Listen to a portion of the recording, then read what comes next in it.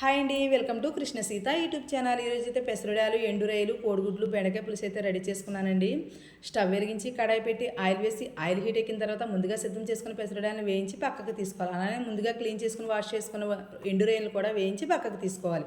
అలానే ముందుగా ఉడకబెట్టిన కోడిగుడ్లు తొక్కనేవి తీసేసి ఇలా కారం అనేది దట్టించి ఎర్రగా వేగిన తర్వాత ఇవి కూడా పక్కకు తీసేసుకోవాలి. ఉల్లిపాయ ముక్కలు, పచ్చిమిర్చి ముక్కలు వేసి నేను ఆయిల్ అనేది సరిపోలేదని తగినంత ఆయిల్ అయితే వేసుకున్నానండి. ఇలా వేసి వేగనివ్వాలి. ఈలోపు అయితే మనం బెండకాయ ముక్కలు ఉప్పు కారం అనేది కూడా సిద్ధం చేసుకుందాం.